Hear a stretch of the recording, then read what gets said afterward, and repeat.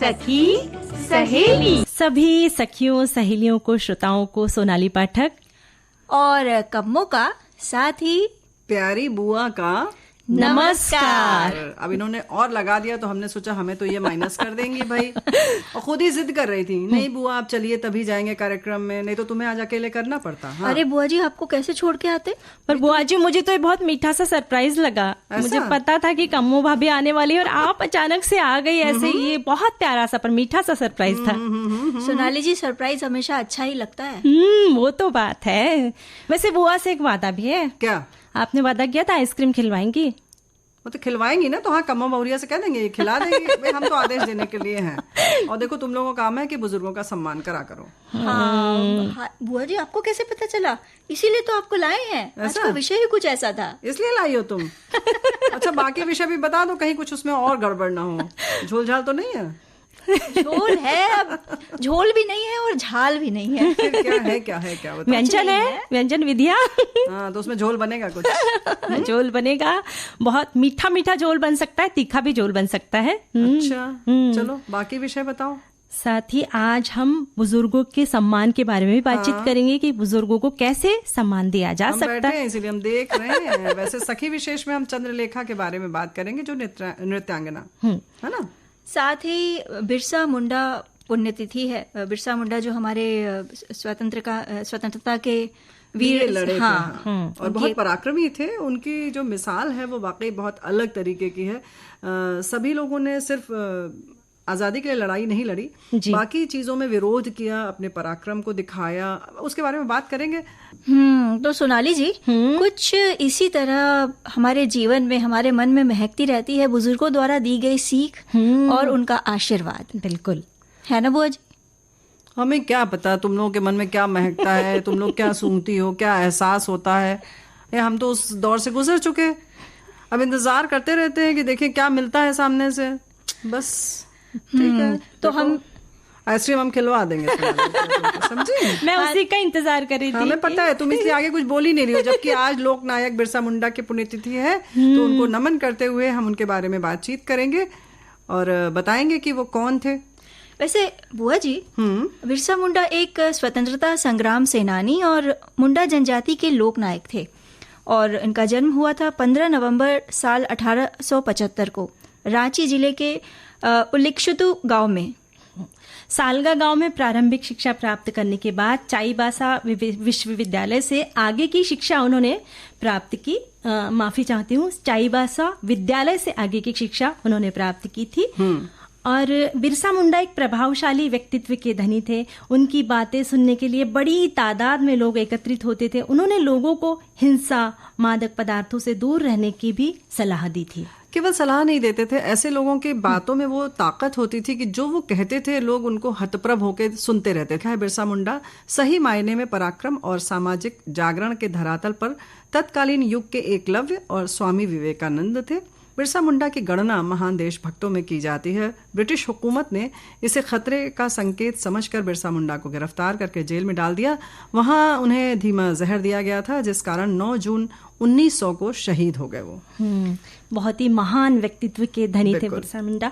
और 1 अक्टूबर 1894 को नौजवान नेता के रूप में सभी मुंडाओं को उन्होंने एकत्रित कर अंग्रेजों से लगान माफी के लिए आंदोलन किया। वर्ष 1897 से 1900 तक मुंडाओं और अंग्रेजों के बीच युद्ध होते रहते थे। आगे चलकर बिरसा और उनके 400 सिपाहियों ने तीर कमान से लैस होकर खूंटी थाने पर धावा बोल दिया और अंग्रेजों से जीत हासिल की। और वर्ष 1900 को जनवरी माह में बिरसा एक सभा को संबोधित कर रहे थे। वहां पर अंग्रेजों द्वारा हमला हुआ, जिस संघर्ष में काफी लोग शहीद हुए थे। फिर जैसा कि हमने पहले ही बताया कि 9 जून को उन्होंने अंतिम सांस दी जेल में। और आज भी हमारे देश के कई हिस्सों में लोग उन्हें भगवान की तरह पूजते हैं। और उनकी जो समाधि है वो रांची में कोकर के निकट है, डिस्टिलरी पुल के पास स्थित है। तो उनकी स्मृति में रांची में बिरसा मुंडा केंद्रीय कारागार, अंतर्राष्ट्रीय विमान क्षेत्र, ये सब चीजें भी हैं उनके नाम पर। उनको श्रद्धांजलि स्वरूप नाम रखे गए हैं। भारत सरकार द्वारा उनके जन्मदिन 15 नवंबर को जनजातीय गौरव दिवस के रूप में घोषित किया। हम लोक नायक बिरसा मुंडा को याद कर उन्हें श्रद्धा सुमन अर्पित करते हैं। तो भाई हमें अभी बात कर रहे थे बिरसा मुंडा जी की, और उन्हें धरती आबा के नाम से भी लोग जानते हैं क्योंकि इतने धरती से जुड़े हुए थे। और अकाल पीड़ित लोगों के लिए भी उनके पूरे संगठन के लोगों ने मिलकर जो मदद की थी, इसी वजह से उन्हें लोग धरती आबा के नाम से पुकारने लगे। और ऐसे बहुत कम लोग होते हैं ना सोनाली बिटिया की जिन्हें कि जीते जी एक महापुरुष का दर्जा मिल जाए, और ये कुछ इनके साथ ऐसा ही हुआ। इनकी कर्मठता, पराक्रम और वो जज्बे को देखकर उसी समय लोगों ने इन्हें महापुरुष बना दिया और मान लिया, और थे भी वैसे। और आगे आने वाली जो पीढ़ी है, मतलब हम जैसे जो बच्चे हैं और आगे आने वाली जो पीढ़ी है बुआ जी, उनके लिए एक उदाहरण है ये। हाँ बिल्कुल। अक्सर जब आपका मन बहुत डूब रहा हो, आपको लगे कि कुछ भी नहीं है, तब हम ऐसे लोगों को याद करते हैं तो हमें एक नया जीवन मिल जाता है ना। और बहुत उनके व्यक्तित्व को जब हम पढ़ते हैं तो बहुत प्रेरणा मिलती है और बहुत कुछ हमें सीखने को मिलता है। तो बिल्कुल सही बात है। वैसे बुआ जी, हाँ एक बात पूछे? हाँ पूछे। पढ़े नहीं, ये पढ़ेंगी नहीं, ये बस पूछती रहेंगी। हाँ बताओ। वो जो आइसक्रीम की बात हो रही थी ना, वही पूछना था कि क्या कब मिलेगी? 4 बजे तक कार्यक्रम है, कहीं नहीं खिसकना है। जरूरत पड़ेगी तो हम छोटा सा ब्रेक लेंगे, लेकिन आप आइसक्रीम नहीं खा सकेंगी। तो ब्रेक ले लेते हैं। अच्छा, बुआ है आपके साथ, प्यारी बुआ, और हमारे साथ है कम्मो बहुरिया और सोनाली बिटिया। तो बिटिया बहुरिया के संग कार्यक्रम करने का अपना मजा है, क्योंकि बहुत सारे विषय रहते हैं तो अलग अलग ढंग के विषय हों। जैसे कि अब आगे क्या है आज हम सखी विशेष नृत्यांगना चंद्रलेखा, जिन्हें चंद्रलेखा प्रभुदास पटेल इनका पूरा नाम था, पर चंद्रलेखा के नाम से ही उन्हें जानते थे लोग। और उनका जन्म 6 दिसंबर 1928 को महाराष्ट्र के वाड़ा में हुआ था। हाई स्कूल की पढ़ाई पूरी करने के बाद कानून की पढ़ाई की, पर नृत्य कला की ओर बढ़ते रुझान के कारण उन्होंने कानून की पढ़ाई बीच में ही छोड़ दी थी। उन्होंने नृत्य की शिक्षा अपने गुरु एलप्पा पिल्लई से प्राप्त की। साथ ही वे बाला सरस्वती और रुक्मिणी देवी अरुणडेला से भी बहुत ज्यादा प्रभावित थी। वो दासी अट्टम सीखने के लिए मद्रास भी गईं। मतलब वो जज्बा था जिसको कहना चाहिए। और उन्होंने भरतनाट्यम को योग और कलारीपयट्टू, जैसे ये कलारीपयट्टू जो है वो केरल की मार्शल आर्ट है, तो उसको एक तरह से जोड़ा और एक तरह से नई चीज इजाद की। अद्भुत कलाकृतियां प्रस्तुत की। उनकी कई प्रस्तुतियां जैसे अंगिका, लीलावती, राग श्लोका और शरीर आधुनिक नृत्य के उदाहरण बन गए। और भारत के पहले उप प्रधानमंत्री स्वर्गीय श्री वल्लभ भाई पटेल की वे भतीजी थी। चंद्रलेखा की नृत्य कला को देश ही नहीं विदेशों में भी लोगों ने बहुत पसंद किया था। और बुआ जी, उन्हें साल 1991 में रचनात्मक नृत्य के लिए संगीत नाटक अकादमी पुरस्कार से सम्मानित किया गया। वर्ष 2003 में कालिदास सम्मान से वे सम्मानित हुई और साल 2004 में संगीत नाटक अकादमी फेलोशिप उन्हें प्रदान की गई। और 30 दिसंबर 2006 को चेन्नई में उनका निधन हुआ। हम उन्हें याद कर भावभीनी श्रद्धांजलि अर्पित करते हैं। हाँ, लेकिन एक बात तो है कि जैसे कि नृत्य की बात हो, आज भी जैसे लगता है कहीं ना कहीं कोई नृत्य सीखना चाहता है तो हर आदमी यही सोचता है कि भाई पढ़ाई करो ठीक ठाक, पहले पढ़ लो, और पढ़ने के बाद ये उम्र नहीं बचती कि आदमी नृत्य सीखना शुरू करे। तो ऐसा नहीं हो सकता। तुम लोग बताओ, तुम लोग क्या सोचते हो कि जब पढ़ाई कर रहे हैं तब डांस और ये सब गाना वाना सीखा जा सकता है कि नहीं? आजकल थोड़ी परिस्थितियां बदल रही है। अच्छा। आजकल माता पिता इजाजत देते हैं कि ठीक है, जिस कला में तुम्हें रुचि है उसमें बतौर करियर चुने। पर जब पुराने जमाने की बात है, जब चंद्रलेखा हुआ करती, उस वक्त तो ये बिल्कुल ही नामुमकिन बात थी। उस वक्त इन्होंने बतौर करियर चुना, ये अपने आप में बहुत बड़ी बात है। हाँ, लेकिन एक बात ये बताओ, हम जो जानना चाह रहे हैं कि मतलब क्या आजकल क्या पाबंदी नहीं है? बिल्कुल भाई बुआ जी, ये तो जज्बे वाली बात होती है। अगर कोई उस क्षेत्र में आगे बढ़ना चाहता है, अपने शौक को ही, भले वो नृत्य का हो या गायन का हो या किसी भी चीज का हो, उसी में आगे बढ़कर करियर करना चाहता है और जज्बा है उस व्यक्ति में या हम में, तो क्यों नहीं आगे बढ़ा जा सकता? बिल्कुल बढ़ा जा सकता है। पैसा वैसा नहीं है ना। मान लो अभी सोचेंगे कि अभी इतना थकेंगे, इतना करेंगे और पता नहीं क्या होगा, और सोचते बड़ा कंपटीशन बहुत है। फिर तो बुआ जी, आप तो बुजुर्गों वाली बात कह रही हैं। हाँ, तो इसीलिए तो हम अब तो आए इसीलिए कि आज हम बुजुर्गों वाली ही बात करेंगे। तो हम तो पूछ रहे हैं तुम लोगों से, बताओ तुम लोग क्या कहते हो कि लगेगा अच्छा पैसा नहीं मिलेगा चलेगा? हम थकेंगे, हम केवल घुंघरू बजाएंगे। देखो खुद ही भाग रही हो तुम लोग। तो भाई ये विचार का विषय है। हाँ, ये है कि सामंजस्य स्थापित करते हुए हम दोनों काम कर सकते हैं। हमें देखना होगा कि हमें प्राथमिकता किसको देना है, और वाकई अगर किसी में वो काबिलियत है उस स्तर के नृत्य की जो उसको करियर के तौर पर चुन सके, तो ये देखना पड़ेगा कि बच्चे में कितनी सामर्थ्य है। और क्योंकि हमें पसंद बहुत है, लेकिन हमारे में वो दिया ही नहीं है भगवान ने गुण, या भगवान की बात ना भी करें हम तो वो शरीर में हमारे लोच नहीं है, वो कला नहीं है, तो उसके पीछे बहुत ज्यादा नहीं पड़ना चाहिए। थोड़ा सा जो मिला है हमें प्रकृति की ओर से उसको भी देखना चाहिए और थोड़ा अपने जज्बे को देखना चाहिए। ये बात आपने बिल्कुल सही कही। अब तुम लोग बताती हो उनको कि बुआ सही कही, वो जमाना खत्म हो गया जब हम बताएं कि बिटिया ने सही कही बात, है ना? तो इसका मतलब बुआ जी, अगर मुझे कोई सब्जी बनाने नहीं आ रही, मुझे बनानी ही नहीं है, तो न बनाऊं तो फिर क्या बात होगी? नहीं, सीखना पड़ेगा। अभी कान पकड़ लिया जाएगा और उसका हम वैज्ञानिक आधार भी बता देंगे, पता है अभी। बुआ जी, पता है ये गाना मुझे क्यों अच्छा लगता है? अरे भाई तुम्हें पसंद है, हमें कैसे पता चलेगा कि क्यों पसंद है? बताओ। तो बता रहे हैं। अब तुमने कहा आइसक्रीम के लिए, हमने तो नहीं एक बार भी पूछा कि तुम आइसक्रीम ही क्यों खाओगी। उस चक्कर में हमारे बहुत सारे श्रोताओं ने कहा कि अब आइसक्रीम आज मिलनी है तो चाय कैंसिल कर दिया। अब तुम्हारी जिम्मेदारी है सोनाली, खिलवाने के लिए तुमने कहा था हम ये खिलवाएंगे, मतलब हम खिलवाएंगे, ये खिलाएंगे। भाई आप खिलवाए अब श्रोता या फिर भाभी खिलवाए, हमें तो आइसक्रीम मिलने वाली है। श्रोता लोग रिस्क पर हैं। सोनाली जी साफ बच गई। तुम ही फंसी हो, अब आगे बताओ। हाँ, ये बता रहे थे इस गाने में अशोक कुमार जी कितने मतलब एकदम तन्मय होकर, एकदम आनंदमय होकर गीत गा रहे हैं। वो जब ताल दे रहे थे ना, कितना अच्छा लगता है बुआ जी। ये बात ये गाना सुनने में जितना अच्छा लगता है, देखने में भी उतना ही प्यारा है ना। मतलब तुम लोग चाहती हो हम ताल ऐसे बैठ बैठ कर दें और तुम लोग नाचो। देखो ऐसा है, वो सिनेमा है, घर में ये सब नहीं चलेगा।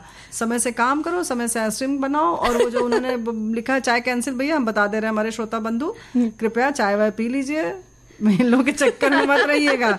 ये फिर बैठ जाएंगे, कहेंगे अब ताल दो भैया, हम तो गाएंगे नाचेंगे, है ना? तो ये बात बिल्कुल सही है। हमारे साथी ने भी लिख दिया, कमो भाभी जी सभी श्रोताओं को नमस्कार, जादू की झप्पी, चाय नहीं पीते हैं, आइसक्रीम कब खिला रही हैं आप? बस हम नहीं जानते हैं। और हमारे साथी ये भी लिख रहे हैं कि अब लोग बुढ़ापा एंजॉय करने लगे हैं, खुलकर जीने और हंसने लगे हैं, खुद को पोते पोतियों में नहीं उलझने देते हैं, अपने जैसे दोस्तों के संग ये वक्त बिताते हैं। क्या बात कोई लाचारी बेबसी अब नहीं दिखती, इनकी जिंदगी इनकी शर्तों पर गुजरती है। कभी ये गाना गाते हैं तो कभी ठुमके लगाते हैं और अपनी कहानी सुनते खुलकर मुस्कुराते हैं। क्या बात है। और बुआ जी, इनकी किट्टियां होती, जन्मदिन मनाते हैं, अपनी पेंशन खुद पर ही ये लुटाते, न ताना मारते न बहुओं की सुनते, अपने अधूरे सपने इस उम्र में बुनते। क्या बात है।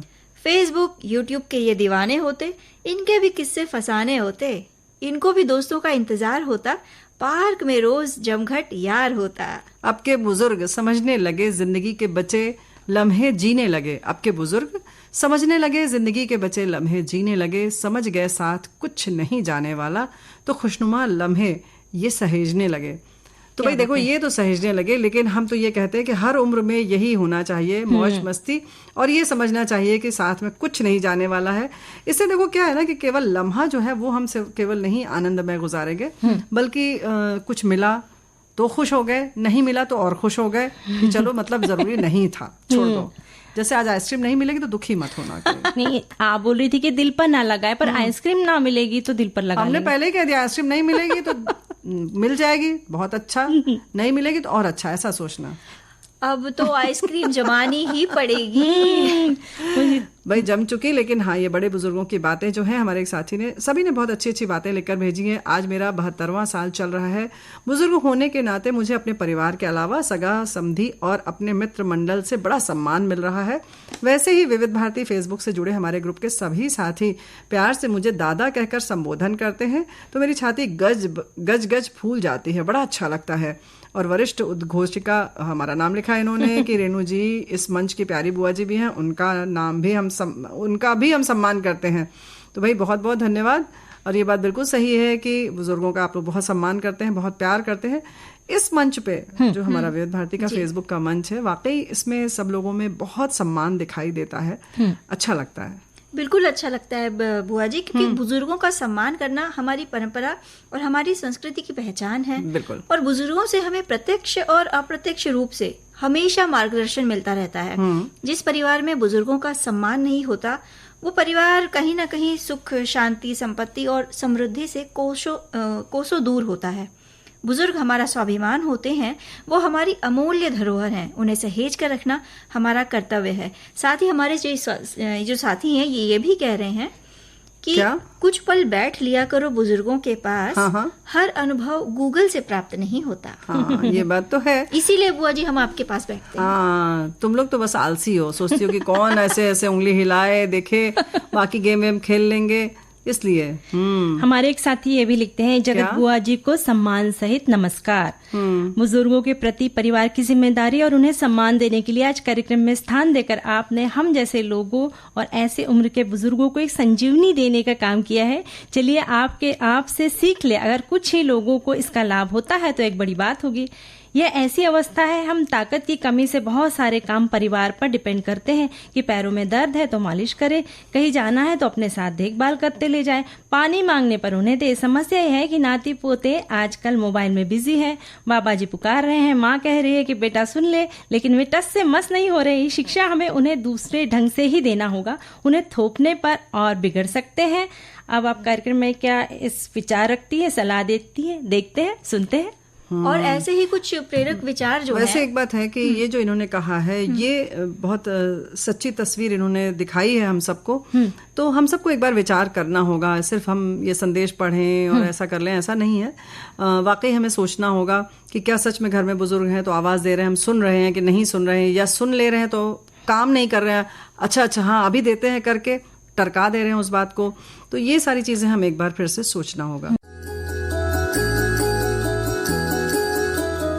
कथा सुधा, कहानियों का दरिया, लहरों में गोते लगाएंगे, कभी हंसेंगे तो कभी आंखें नम कर जाएंगे, कभी परिवार तो कभी सामाजिक सरोकार की बातें होंगी। सरकार, अभी तो मेरे पास रुपए है नहीं, मेरा नीम का पेड़ गिरवी धरा हुआ है।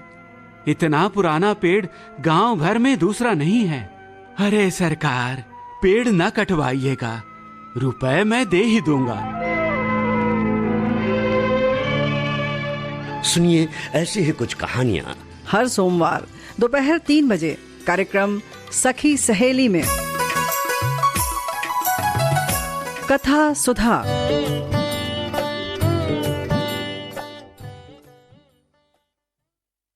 तुम लोग का क्रेडिट जो है ना बिल्कुल बहुत बुरा हाल है। हमारे एक साथी ने लिख दिया है, चलिए चाय ही बना लेते हैं, आज तो मुझे ही बनानी है, मेहरारू मायके गई हैं।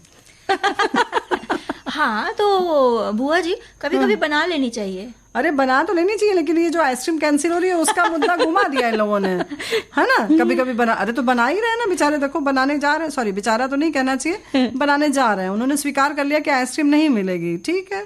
कितना विश्वास रखते हैं हम लोगों के ऊपर, उन्हें पूरा भरोसा है कि नहीं मिलेगी।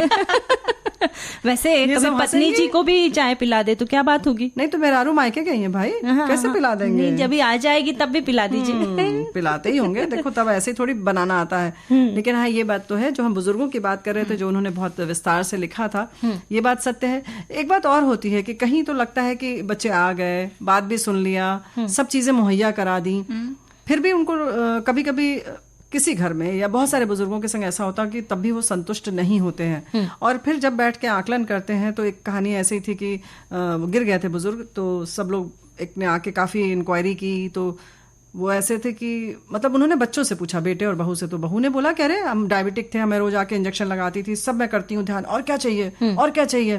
बोले नहीं उस दिन आपने झगड़ा हुआ था। बोले नहीं झगड़ा नहीं हुआ था, वो तो ऐसे कर रहे थे, ये कर रहे थे, इसलिए ऐसा हुआ था। फिर काफ़ी बात होते होते बात ये खुली कि सारी चीज़ें उनको मुहैया कराने के बाद भी वो उनके पास नहीं बैठते थे।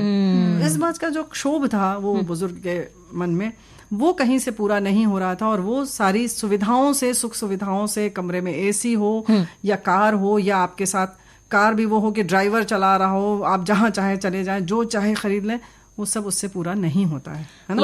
वही बात होती है ना बुआ जी कि साथ रहने और साथ होने में जो फर्क होता है ना। भौतिक रूप से भले आप कितने भी समृद्ध हों, लेकिन वो जो एक भावनात्मक जुड़ाव होता है उसकी जरूरत है, बिल्कुल जरूरत है। यानी उस वक्त जो उनका अकेलापन है, हाँ, वो उन्हें बहुत सताता है। तो हमारी ये कोशिश होना चाहिए कि अपना क्वालिटी टाइम उनके साथ बिताएं। मतलब थोड़ी देर बैठे, उनसे बातें तो करें, कभी क्या गले लगाइए उनको, कभी उनकी गोद में सर रख लीजिए, कभी उनके सर पर हाथ फेर दीजिए कि थोड़ी चलिए आज हम मालिश कर देते हैं, चंपी कर देते हैं, है ना। तो ऐसा जरूरी है, स्पर्श की जो गर्माहट है वो जरूरी है, बहुत अच्छी होती है। और हम लोग जैसे बड़े हो जाते हैं वैसे पता नहीं क्यों ऐसे दूर दूर हटने लगते हैं, पर अगर हमने हाथ में हाथ ले लिया, सिर पे घुमा लिया, तो जो भावनाएं जो दिल को छू जाती है तो गदगद हो जाते हैं फिर सभी, है ना। सही बात है, बिल्कुल। और उनके पास बुआ जी अनुभवों की एक पूरी पिटारी होती है। अच्छा, इसी लालच में जाना चाहिए, इसी लालच में जाना चाहिए। देखो फिर ये आ गई अपने उसमें।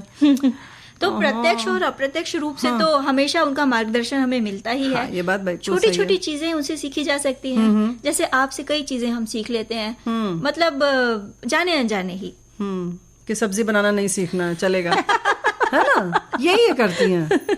वैसे एक साथी कह रहे हैं कि 97 मीठे दो बोल ही बुजुर्गों का प्राथमिक सम्मान है। उनके अनुभवों को आत्मसात करना उनका दूसरा सम्मान है। समय समय पर उनकी उचित देखभाल उनके तीसरे और आखिरी सम्मान है। किंतु समाज में आज इसी बात का अभाव है। फिर भी इसके लिए अपने भाग्य का दोष दे देना उचित समझते हैं, किंतु अपने बाल बच्चों की त्रुटि या उनके द्वारा हो रहे अपनी अवहेलना को किसी के समक्ष बयां करना वे उचित नहीं समझते। और इससे भी अधिक अपने बच्चों से प्यार करते हैं, किंतु उन्हें नहीं अपितु अपने नेटवर्क पर ही रहना लोग मतलब अपना धर्म समझते हैं, यानी कि अपने में ही मगन रहना। बिल्कुल सही बात है। अपने नेटवर्क यानी जो उन्होंने एक क्षेत्र बना लिया है रहने का, अपना एक दायरा बना लिया है, उसी में रहते हैं और फिर संकोच करने लगते हैं कि अच्छा हमने तो कभी बात की ही नहीं पापा से, हम क्यों आज बात कर लेंगे अचानक। तो वो जो तोड़ लीजिए उस बैरियर को, उस बंधन को तोड़िए एक बार। देखिए आपको भी बहुत मजा आएगा और आपके पिताजी को भी मजा आएगा, चाहे आपकी माता जी हों या आपकी सासू माँ हों या आपके ससुर हों, किसी के भी हो सकते हैं। तो वो तोड़ दीजिए बंधन और एक बार फिर से बैठिए साथ में, है ना? जी बिल्कुल। और हमारे साथी भी उन्होंने बहुत अच्छा मैसेज लिखकर भेजा, कहते हैं कि वृद्धावस्था जीवन की एक अवस्था ना झुठलाई जाने वाली कटु सच्चाई है।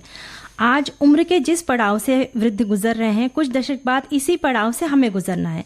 वृद्ध जो आज है एक समय में युवा थे, कर्मशील थे, इनके भी शौक और सपने थे। हमें उनकी सेवा के साथ ही उनके सम्मान का भी ख्याल रखना चाहिए, क्योंकि कहा जाता है बूढ़े इंसान का दिल बच्चों जैसा भोला होता है। वृद्धजन हमारे परिवार की शोभा, ज्ञान के भंडार रूपी धरोहर होते हैं। जीवन के विपरीत हालातों में भी वे अपने जीवन का अनुभव लाभ हमें प्रदान करते हैं। बिल्कुल सही बात है। और बुआ जी बुजुर्गों का सम्मान करने के लिए मतलब ये ऐसी कोई चीज नहीं है कि आपको कोई चीज बड़ी अलग से करनी है, आपकी अतिरिक्त शक्ति खर्च हो रही है, ऊर्जा खर्च हो रही है या समय खर्च हो रहा है। बुजुर्गों को देखकर अपने आप ही सम्मान की भावना आ जाती है। जैसे सार्वजनिक वाहन में उन्हें खड़ा देखकर बरबस हम खड़े हो जाते हैं। परिचित मिलने पर श्रद्धा पूर्वक पैर छू लेते हैं या सर झुका देते हैं। तो ये सब बातें सिखाने की नहीं होती, ये हमारा बुजुर्गों के प्रति सम्मान होता है, जो हम भी बचपन से अपने परिवार में देखते आए हैं। ये हमारी सखी कह रही हैं, लेकिन आजकल इन सब की अनदेखी हो रही है कहीं ना कहीं। हाँ, तो कहीं ना कहीं इसमें जो है कि हम अभिभावक की जिम्मेदारी है, क्योंकि हम कहते कुछ हैं करते कुछ हैं। जब हम खुद अपने घर में बुजुर्गों का सम्मान नहीं करेंगे तो बच्चों से क्या अपेक्षा करेंगे? क्योंकि बच्चे, हमने बार बार कहा है, बच्चे सीखते बिल्कुल नहीं है, बच्चे अनुकरण करते हैं, कॉपी करते हैं। जो आप कर रहे हैं वो धीरे धीरे उसको आत्मसात करते हैं। एक बात और है, जैसे कि अक्सर हम सोचेंगे कि सारी सुविधाएं हैं, साथ में बैठ भी रहे हैं, अब क्या चाहिए, स्पर्श वाली बात भी होगी। लेकिन आप जैसे कुछ बनाने जा रहे हैं, जैसे आज बच्चे का जन्मदिन है, तो राय ले लीजिए। आपने भले ही प्लानिंग कर ली है, फिर भी उनसे पूछ लीजिए कि बताइए ना क्या करते हैं, क्या बनाते हैं नाश्ते में, आज क्या बनाया जाए, मेहमान आने वाले हैं तो बताओ क्या बनाए नाश्ते में, है ना। तो पूछ लीजिए। अगर उन्होंने दो डिश बताई और आपकी प्लानिंग में कुछ और दो थी, तो वो एक ऐड कर लीजिए उसमें, या कह दीजिए अच्छा अम्मा अगली बार याद रखेंगे, ये वाली बनवा लेंगे, है ना। तो कुछ इस तरीके से, या कैसे बनेगा ये वाला आप बना तो रहे हैं, लेकिन छोले पूरी आप जब बनाती थी ना तो कैसे बनाती थी ये बता दीजिए। उनसे पूछ लीजिए कभी कोई व्यंजन विधि, है ना। तो देखिए फिर उनकी कैसे चेहरा खिल जाएगा, खुश हो जाएंगे। हाँ, नया जीवन उनको मिल जाएगा। या फिर ऐसे भी बोल सकते हैं कि आप यहाँ पर बैठ जाइए किचन में और बताइए, बस आप बताइए, हम आप जैसे बताएंगे वैसे हम बनाएंगे। बिल्कुल सही बात है। उनसे सिर्फ इतना पूछ लो कि ये हम खिचड़ी बना रहे हैं, इसमें इतना नमक डाल दें, केवल इतना दिखा देंगे कि आप इतनी मात्रा सही रहेगी, उतने से ही वो खुश हो जाते हैं कि अच्छा हमारी जरूरत अभी इस समाज में है। देखो भाई, बहुत समय ऐसा होता है कि मतलब हमारे एक साथी ने तो बहुत ही संवेदनशील बात कर दी कि लोग जीवित इंसान से ठीक से बात नहीं करते, मरने के बाद हिला हिला के पूछते हैं कि आप कुछ बोलते क्यों नहीं। तो ये बात बिल्कुल सच है। तो कोशिश यही करिए। कभी तो परेशानी होती है। वैसे हमारे एक साथी ने ये भी लिखा है कि बुजुर्ग घने पेड़ की छाया जैसे होते हैं, ठंडक तो इन्हीं के पास मिलती है। छोटों को बुजुर्गों की अहमियत समझ नहीं आती है, सिर्फ उनको हमारा समय, सेवा और सम्मान चाहिए होता है और कुछ उन्हें नहीं चाहिए हमसे।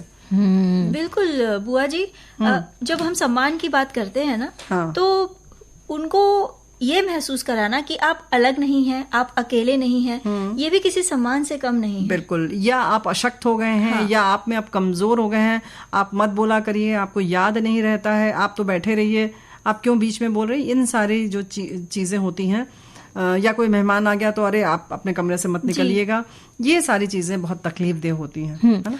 और मैंने एक जगह ये भी पढ़ा था बुआ जी कि बुजुर्ग जो है उन्हें खुद अगर आप दवाइयाँ दें तो वो उनके लिए बहुत जल्दी लाभप्रद साबित होती है। या फिर आंखों में आई ड्रॉप्स डालना है तो वो आप करें, आपकी ये कोशिश हो कि दिन भर तो नहीं, रात के समय जब आपको वक्त मिलता है तो आप बैठ के मैं दवाइयाँ देता हूँ, पानी ला कर दे, और साथ में अगर अपने हाथ से दवाई दे तो जल्दी से उन्हें लग जाती है। क्या बात है ना, ये बात बिल्कुल सही है। और अक्सर हम लोग, मतलब हर इंसान वैसे सोचता है कि दिन में कि कहीं ना कहीं चलो समाज सेवा करते हैं, और घर में जहाँ सेवा की जरूरत होती है वहाँ शायद हम नजरअंदाज कर जाते हैं इन सारी चीजों को।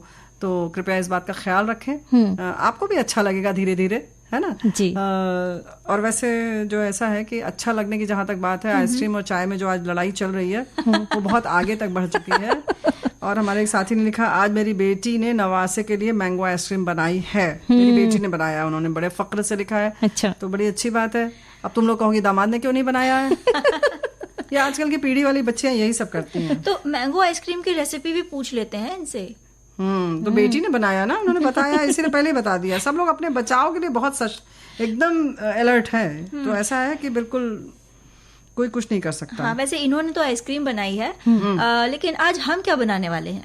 हम तो बहुत सारी डिशेस बनाने वाले हैं, पर अभी बातचीत अभी थोड़ी ज्यादा चाहिए। हाँ, नहीं, ऐसा बिल्कुल नहीं है। हाँ। तुम लोगों ने जब कह दिया कि एक हमारे साथी से कि आप भी कभी कभी पिला दिया करिए चाय, आप भी कभी कभी कुछ कर दिया करिए, ये बिना जाने कि वो करते हैं कि नहीं। अब देखो उन्होंने भी कह दिया कि भाई ऐसा है कि मैं भी समय के हिसाब से, जरूरत के हिसाब से, जैसा समय मिलता है मेरे पास रहता है, मैं भी रसोई घर में हाथ बटाता हूँ। मैं जितना हो सकता है घर गृहस्थी के काम में अपनी सुविधा और समय के अनुसार अपनी पत्नी की हेल्प करता हूँ, जबकि वो नहीं चाहती कि मैं कुछ करूँ, पर मैं हेल्प करता रहता हूँ। अब यहाँ पे उसके पीछे भी कुछ कारण हो सकता है। हाँ, यही तो हम कह रहे हैं कि वो नहीं चाहती। अब आप ये सोचिए कि क्यों नहीं चाहती। उसके पीछे बहुत सारे कारण होते हैं। जैसे पुरुष जब खाना बनाते तो इतनी सारी चीजें फैला के रख देते हैं। तो हेल्प करते हैं ना, खाना कहाँ बना रहे हैं। अगर उन्होंने खुद से बनाया तो इतना सब फैला के रख देते हैं। दूसरी बात यह है कि हमारी जो एक स्थान होता है हर चीज का रखने का, कि नमक यहाँ रखते हैं, हम शक्कर यहाँ रखते हैं, और वो जब करते हैं तो सब पूरा गड़बड़ कर देते हैं। और नमक कहाँ रखा है, शक्कर कहाँ रखी है, फलाना मसाला कहाँ है, लौंग कहाँ है, इलायची कहाँ है, अब बुआ जी सब आके तो हमें ही देना पड़ता है। हाँ, तो यही तो हम कह रहे हैं कि वो हो सकता है हेल्प करते हो, लेकिन फिर साथ में हेल्प के लिए अपनी पत्नी को बुला लेते हो, तो वो कहती होंगी अच्छा आप हटिए, हम खुद ही कर लेंगे। अच्छा, और मजेदार बात यह होती है कि जब भाई लोग हमारे बनाते हैं तो स्वादिष्ट तो बहुत बनता है, क्योंकि जो 4 दिन तक चलना है घी, वो एक दिन अच्छे से प्रयोग में लाया जाता है, क्योंकि बजट से उन्हें कोई मतलब नहीं होता है। अच्छा, क्योंकि अलग अलग बॉक्स में रहते हैं, जैसे अभी आज खाना बनाने के बॉक्स में है तो वो बेहतरीन होना चाहिए, हम लोग को आगे तक का देखना रहता है। अब हमारे भाई लोग कहेंगे कि बुआ ने पक्ष ले लिया बेटियों का, ऐसा नहीं है। देखो होता है यही है, जब वो एक दिन बनाते हैं तो ऐसे ही बनाते हैं, रच रच के आराम से, जो काम 1 घंटे में होगा वो 2 घंटे में करेंगे, है ना। तो घी आदि ज्यादा डालेंगे तो स्वाद तो अच्छा होगा ही। तो भाई ठीक है, आप कभी कभी वो भी चाहिए, लेकिन कभी कभी ये भी चाहिए, सब कुछ चाहिए। हाँ, तो हर चीज में बैलेंस होना बहुत जरूरी है। तो भाई व्यंजन कह रहे हैं बताने के लिए, तो सोनाली बिटिया पता नहीं क्या बताएंगी जी। तो मैं मैंगो चीज केक, अभी पहले मीठा शुरू हो गया। वाह वाह वाह वाह, क्या बात है। उन्होंने मैंगो आइसक्रीम बनाई, और आप मैंगो चीज केक बना रही हैं। इसके लिए सामग्री है 4 बड़े आम, 100 ग्राम क्रीम चीज, पका हुआ बता दो। हाँ, पका हुआ आम, और 100 ग्राम जो है आम जो है बड़े आम, फ्रेश क्रीम 100 ग्राम, 100 ग्राम पिसी हुई चीनी, 1 बड़ा चम्मच जिलेटिन या फिर चाइना ग्रास, या तो आप जिलेटिन का उपयोग करें या फिर चाइना ग्रास, और 10 से 12 मीठे बिस्किट और 50 ग्राम मक्खन। मतलब मीठा बिस्किट कोई भी ले लेंगे, मीठे बिस्किट कोई भी जो चाय के साथ खाते हैं। तो बिस्किट को पहले मिक्सी में से चलाकर उसका पाउडर बना ले, और इसमें पिघला हुआ मक्खन मिलाकर उसे अच्छी तरह से मिक्स करके जो केक बनाने का पॉट होता है उसमें चिकनाई लगा के इस मिश्रण को पूरी तरह हाथ से फैला दे, और इसे ओवन में रख के पतली लेयर जो बन जाएगी बिस्किट की, इसे 7 से 8 मिनट के लिए 180 डिग्री पर उसे बेक कर ले। हाँ हाँ। अब ये जब बेक हो रहा है तब हमें दूसरी तैयारी करना है। जिलेटिन या चाइना ग्रास को हम, एक पाउडर आता है, एक गुनगुने पानी में डालकर 10 मिनट के लिए ऐसे ही छोड़ देना है। फिर बाद में दूसरे बर्तन में fresh cream, cream cheese, PC शक्कर और आधे आम का रस, यानी हमने 4 आम लिए तो 2 आम का रस निकाले और इसे पूरा मिक्स कर ले और इसमें आधा जिलेटिन मिलाए और इसे अच्छी तरह चलाएं। और फिर जो बिस्किट वाली लेयर, उसको ठंडा होने के बाद में इसके ऊपर ये पूरा मिश्रण डाल दे। फिर बाद में आधे आम का रस और उसमें फिर जिलेटिन डाल के, और फिर उसके ऊपर सेकेंड लेयर, यानी पहली लेयर जो होगी बिस्किट की होगी, उसके बाद में क्रीम चीज की लेयर होगी और उसके ऊपर आम के रस वाली जो लेयर होगी। और इसे बस ठंडा करने के लिए फ्रिज में रख दे और 2 घंटे बाद ठंडा ठंडा मैंगो चीज केक जो है सर्व करे। तो मतलब ये आइसक्रीम टाइप की भी चीज हो गई थोड़ा सा। हाँ हाँ, यानी फ्रिज में रखा हुआ है। वैसे फ्रिज हमारे में। एक साथी ने कहा है कि यहाँ का फ्रिज खराब है। कहाँ का? सखी सहेली का। इसीलिए कह रहे हैं कि आइसक्रीम नहीं बनेगी। हाँ, चाय तो बनेगी। हम आपके घर में रखेंगे, ये आप अपने घर में रखिएगा। समझ गए? जो सोनाली बिटिया ने अभी बताया है ये वाली डिश, ये अपने घर में रखिएगा। यहाँ के सच में फ्रिज खराब है। हाँ सच में फ्रिज। पर बुआ जी ये बहाना नहीं चलेगा, बोले आज फ्रिज खराब और अगली बार तो आइसक्रीम जरूर चाहिए आपसे। अगली बार की क्या गारंटी कि फ्रिज सही रहे। देखो गैस वाला काम बताओ, जो जैसे पोहा कटलेट वगैरह बनेगा अच्छा सा। चलो खांडवी बताओ। भी बन सकती है बुआ जी। नहीं, तुम कुछ बताओ, क्या तुम बना सकती हो बढ़िया, वो बताओ हमें। पोहा कटलेट ही बना देते हाँ, हैं। चलो, सोनाली बताओ। जी ने जो cheese cake, mango cheese cake बनाया ना, उसके बाद वो बहुत मीठा था। तो पोहा कटलेट बनाने वैसे के खांडवी लिए भी ना नमकीन ही होता है। हमें लगा कि सोच रही थी अच्छा खांडवी से तुमको लगा मीठा है, नहीं वो भी नमकीन होता है। पोहा कटलेट से इनको लग रहा था सच में नमकीन है। अच्छा तो बनाए। बनाओ बताओ। इसके लिए सामग्री है पतला पोहा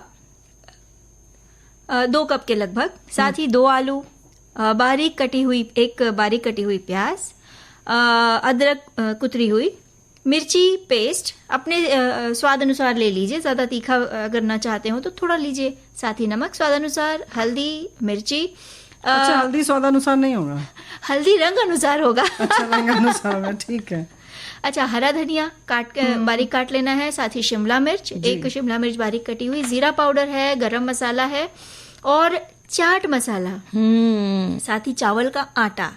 अब इसे बनाने के लिए जो पोहा है उसे धोकर मतलब छन्नी में रख दें। हाँ, छन्नी में रख दीजिए। मतलब छान दे, उसका पानी नहीं था। उसे थोड़ी देर पानी में छोड़ देना है, भिगो दे अच्छे से। भिगो दे।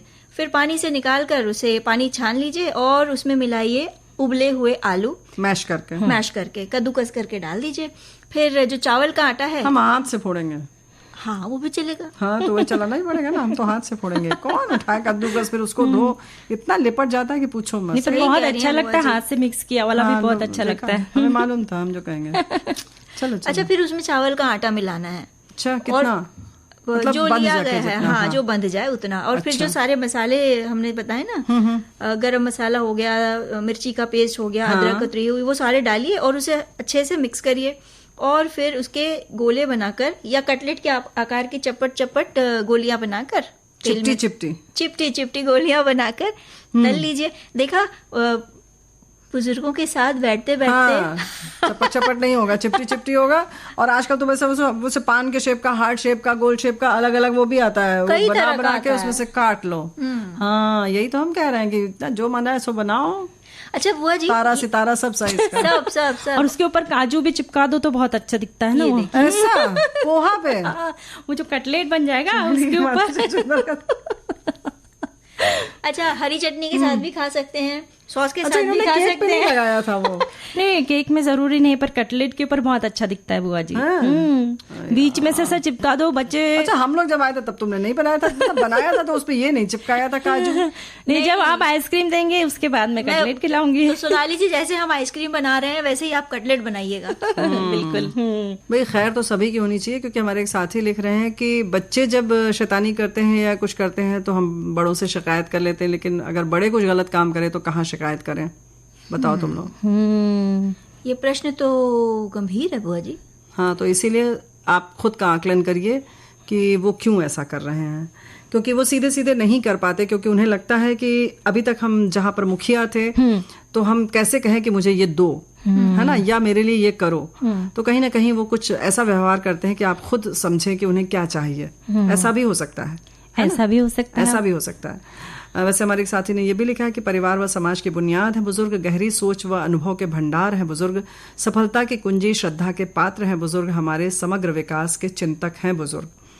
तो लेकिन ये जो बात हम कह रहे थे वो वाकई सोचने की बात है कि जैसे इन्होंने कह दिया कि बच्चे की शिकायत, अरे लेकिन बच्चों की शिकायत तो आप कर लेते हैं, बस मन हल्का हो जाता है, लेकिन कर क्या पाते हैं? बच्चे कोई बदल तो नहीं जाते, फिर बुजुर्गों की शिकायत करने की आप क्यों सोचते हैं? बिल्कुल, है ना, जैसे है वैसे उन्हें वैसे स्वीकार करिए। और जब अब क्या, पहले भी आप 5 साल के बच्चे को भी बदल नहीं सकते, तो बुजुर्ग जो 60 साल से ऊपर हो गए हैं उनको आप क्यों बदलने की सोचते हैं? बिल्कुल बुआ जी। और ये कहा भी जाता है ना कि बच्चे और बुजुर्ग उनका मतलब एक जैसे होते हैं। हाँ, यानी एक जैसे तो इस मामले में होते हैं ना कि एक जिद हो जाती है या अड़ जाते हैं कि हमें ये चाहिए तो चाहिए, ऐसा होता है। इस मामले में एक जैसे होते हैं। लेकिन ये बात कहना कि हम सोच लें कि जैसे उनको डांट देते तो फिर हम बुजुर्गों को भी डांटे, तो वो तो संभव नहीं है। बिल्कुल संभव नहीं है। बस प्यार से समझाया जा सकता है उन्हें, और परिस्थितियां पहले जैसी थी अब वैसी नहीं रही है, तो इस तरह से अड़ने में कोई बात नहीं है। हाँ, ऐसे हमें प्यार से समझा कर भी हो सकते हैं। प्यार से समझाएं, कोई बीच का रास्ता। देखो, हर चीज के लिए जैसे अगर हम जो यहाँ बात कर रहे हैं वो हर जगह लागू नहीं हो पाएगी कि हम कह दें कि नहीं आप प्यार से समझा दीजिए या कर दीजिए। जो जहाँ जैसा लागू होता है आपको खुद ये रास्ता तय करना पड़ेगा, ये निश्चित करना पड़ेगा कि हम इस स्थिति में कैसे बुजुर्गों को खुश रखें। ये आपको तय करना है। हम सिर्फ बता रहे हैं कि आप खुश रखिए चाहे जैसे भी, यानी परिस्थितियां कैसे भी हो, बस उसका अंत हमें खुशी से जोड़ना है। जी बिल्कुल बुआ जी। उम्र के जिस पड़ाव पर वो रहते हैं, ज्यादा की इच्छा नहीं रहती उनकी, बस ये चाहते हैं कि थोड़ा सा सम्मान, थोड़ा सा समय, कुछ बातचीत का अवसर। तो भाई देखो, ऐसा है, थोड़ा ज्यादा की भी अगर इच्छा है तो वो भी पूरी कर दीजिए। उन्होंने बहुत लंबा समय आपके लिए दिया है, अपने जीवन को दिया है, समर्पित किया है, बहुत बहुमूल्य समय दिया है, बहुत सैक्रिफाइसेस किए हैं, और फिलहाल घड़ी हमसे भी कुछ इशारा कर रही है कि अब इजाजत ले लेना चाहिए। तो आप सभी को सोनाली पाठक, कम्मो और प्यारी बुआ का नमस्कार। विविध भारती